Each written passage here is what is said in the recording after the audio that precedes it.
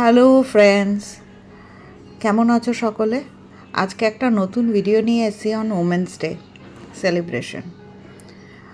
Women's day উপলক্ষে অফিসে বিভিন্ন ধরনের অনুষ্ঠান হয়েছিল, কিন্তু সেটার মধ্যে আমার একটাই যেটা রিয়েলাইজেশন হয়েছে যে ওমেন্স ডে আমরা কেন সেলিব্রেট করছি, কারণটা কি।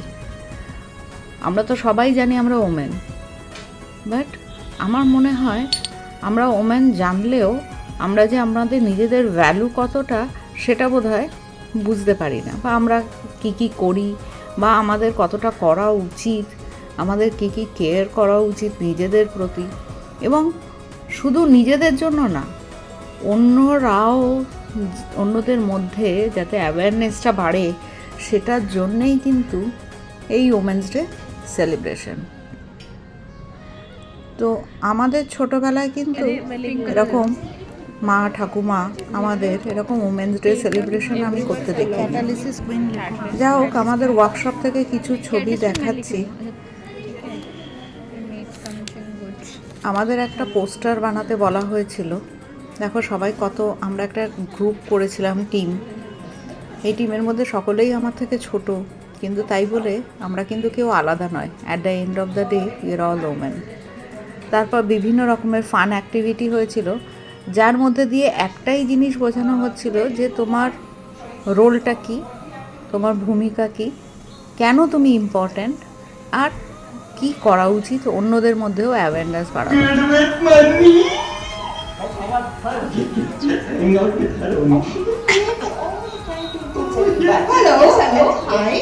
এরকম একটা থিয়েট্রিক্যাল অ্যাক্টিভিটি হয়েছিল, তোমরা দেখো, ভালো লাগবে তোমাদের। Okay, another thing, we don't come from a textile business background. In fact, none of my family members come from a business background. So sad. My parents, they work for the government services. Good for you. Okay. Well, I hail from Gujarat, but guess what? I've lived in so many different cities. Let me explain. Born in Surat. Primary schooling in Delhi. Namaste.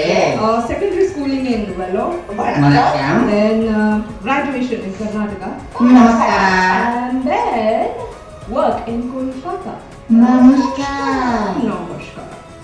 So yes, you see, I have many me's within me.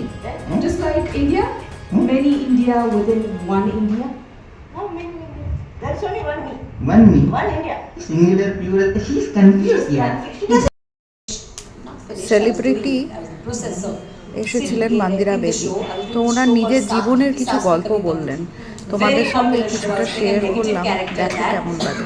And so I was a popular face of television, so they just wanted someone to come on, be a part of the panel, to co-host, and no questions were off the table for me. They said, you can ask whatever you want, because if it's a question in your head, it's a question, you know, on somebody's mind who's sitting at home, and they wanted to get the family in, they wanted to get the wives in and the children in, to, you know, be a part of Extra Innings, which was the pre and post show.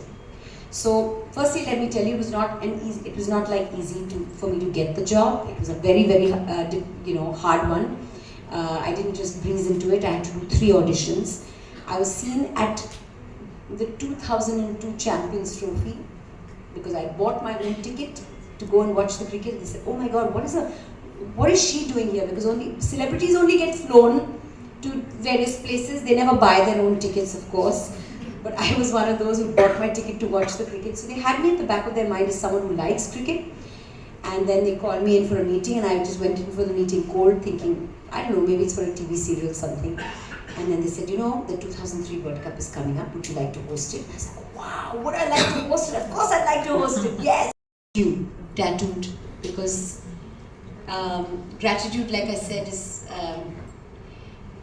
it got me out of my lowest point in my life, because gratitude is nothing but focusing on and appreciating and being thankful for what is as opposed to what isn't. Lots gets taken away from us. Lots doesn't happen the way we want. You know, lots of things that don't happen the way we want them to. But if we just turn our attention on things that are working out, things that are going well, things that are, as opposed to things that aren't, that's a very important and a very big shift we can make in our lives. So during the pandemic, everybody was complaining we can't go out, we can't meet our friends, we can't do this, we can't do that. And that's when I actually discovered gratitude, because I would wake up every morning and go down to my living room and say, I'm so grateful for my living room. I'm so grateful for this roof over my head. I'm so grateful that I have food on the table. Because at the end of the day, what do we work for? We work for food on the table. We work so that we can give our families a good life. And that's when I discovered thoda hai thode ki zarurat hai. It's such a beautiful line that you've heard in a song, but it has so much meaning. And উনি before I ভীষণ wake up every realistic, morning, ever since খুব the pandemic, সহজভাবে before I wake up every আমাদের morning, বুঝিয়ে দিয়েছিলেন যে সবার মধ্যেই স্ট্রাগল থাকে। শুধু এখানে মেয়ে বলা বা ওমেন্স ডে বলা ভুল, ছেলেদেরও স্ট্রাগল থাকে, মেয়েদেরও স্ট্রাগল থাকে। বাট বোধহয় মেয়েদের স্ট্রাগলটা কম্প্যারেটিভলি একটু বেশি হয়, কারণ আমরা অনেক পরের থেকে স্টার্ট করেছি। আমাদের অ্যাওয়ারনেসটা বেশি হয়, আমাদের বেশি করার জন্যেই এই ধরনের প্রোগ্রামগুলো করা হয়েছে। আমাদের আশেপাশে আমার অনেক বন্ধু বান্ধব আমার বাড়িতে যে হেল্প করে, সে তারপরে এই ছোট বাচ্চারা, মানে আমার মেয়ে, আমার এই বন্ধুর মেয়েরা, এরাও তো একদিন বড় হবে, ওমেন হবে। তো আমার মনে হয় সবার মধ্যেই এই অ্যাওয়ারনেসটা ছড়িয়ে দেওয়া উচিত, যেগুলো আমরা ওখানে শুনলাম, জানলাম, বুঝলাম। জানি রিয়েলিটি অনেক টাফ হয়, সবসময় ম্যানেজ করা যায় না, সবসময় করাটা সম্ভবও নয়, কিন্তু মানিয়ে নিয়ে যতটা সম্ভব ততটা আমরা নিজেদের জন্য ভাবতে পারি, এবং শুধু নিজেদের জন্য না, আমার আশেপাশে যারা রয়েছে তাদেরকে সবাইকে একসাথে নিয়ে যেন আগে যেতে পারি। এই ওমেন্স ডে বা নারীবাদী মানে এটা নয় যে আমরা পুরুষ বিদ্বেষী, তাদের না হলে আসলে আমাদের হাতে হাত ধরে চলতে হবে। দুজনের যদি সাপোর্ট না থাকে তাহলে কিন্তু আমরা এগোতে পারবো না। নারী পুরুষ দুজনে মিলেই সমাজটাকে এগিয়ে নিয়ে যাবে, সমাজটা যাতে সুন্দর হয় সেই চেষ্টা করবে। আমাদের এখনও আমরা শুধু এটা না, আরেকটা হচ্ছে আমাদের একটা প্রিকনসিভ নোশন আছে, এরকম ও ওরকম, যেটা আমাদের থিয়েট্রিক্যাল অ্যাক্টে দেখানো হলো। এই জিনিসটাও কিন্তু আমাদের মধ্যে চেঞ্জ করতে হবে। মানে প্রিকনসিভ নোশন আমরা যেমন ছোটোবেলা থেকে দেখে এসেছি বা ভেবে এসেছি, সেই চিন্তা ভাবনাগুলোকে গুড়িয়ে দিয়ে আরও আগে এগিয়ে চলতে হবে। এই যেরকম আমরা হাতে হাত ধরে দাঁড়িয়ে রয়েছি এরকমভাবে, এটা শুধু কিন্তু আমাদের মধ্যে এরকম অ্যাক্ট দেখিয়ে, এগুলো আমাদের ডিসকাশন কেন করা হচ্ছে, এগুলো দিয়ে যাতে ছোট ছোটোভাবে আমাদের মনের মধ্যে জিনিসটা ঢুকে যায়। আমরা ছোটোবেলা থেকে যে চিন্তা ভাবনাটা মনে নিয়ে বড় হয়েছি, সেটাকে যেন একটা অন্য কোয়েশ্চেন আমাদের মনের মধ্যে আসে, যে না, এটার বদলে এটা হলে কি হতো, বা ওটার বদলে ওটা হলে কি হতো। নিশ্চয়ই আমরা অনেক এগিয়েছি, আমরা অনেক এগোবো, কিন্তু তার জন্য আমাদের চেষ্টাটা আরেকটু করতে হবে। আমাদের যেটা চিন্তা ভাবনার পরিধিটাকে আরেকটু বড় করতে হবে। আমরা নিশ্চয়ই আমাদের মা ঠাকুমা, তার আগের জেনারেশন, তাদের থেকে অনেকটাই গিয়েছি। আশা করি আমরা এরকমভাবে আরও অনেক অনেক পথ এগিয়ে যাব। আমরা তখন থাকবো না, তখন আমাদের পরের জেনারেশনরাও অনেক অনেক এগিয়ে যাবে। ইনি আমাদের ছিলেন ওয়ার্কশপের যে ট্রেনার, ভীষণ ভালোভাবে বুঝিয়েছেন, আর উনি কিন্তু ভীষণ জোবিয়ালভাবে বুঝিয়েছেন। তো এই আমরা সবাই মিলে যখন আনন্দ করছিলাম, সেই ছবিও তোমাদের সাথে কিছু শেয়ার করলাম। সবাই কিন্তু প্রোগ্রামটা ভীষণ এনজয় করেছে।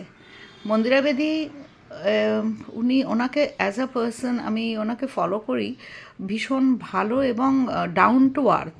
মানে এত বড় একজন সেলিব্রিটি, ওনার মধ্যে কিন্তু কোনো অহংভাব আমি দেখলাম না, এবং জীবনে উনি যেটা দেখেছেন, ফেস করেছেন, সেটাই বলেছেন। ইনি আমার বাংলা টিচার মেয়ের ভীষণ ফাইটার, এক কথায় বলবো ওনার মতো ফাইটার আমি কমই দেখেছি। Normally, I'm the one interviewing people. It's nice to be interviewed as well. Mandira বেদির And, ইন্টারভিউটা ভারী মজার ছিল, I look forward to আমার খুব মজা লেগেছে। উনি বলেছেন আমার 54 ইয়ার্স আর যে ইন্টারভিউ নিচ্ছে তার 27 ইয়ার্স। যাক, ওভারঅল তোমাদের ওমেন্স ডে ভীষণ ভালো কাটুক। শুধু ওমেন্স ডে নয়, বছরের প্রত্যেকটা দিন যেন ভালো কাটে, আর যেন আমরা অনেক অনেক পথ এগিয়ে যাই। তোমরা সকলে ভালো থেকো, এইভাবে হাতে হাত ধরে যেন সিঁড়ি বেয়ে আমরা ওপরে উঠে যেতে পারি। ভালো থেকো সকলে।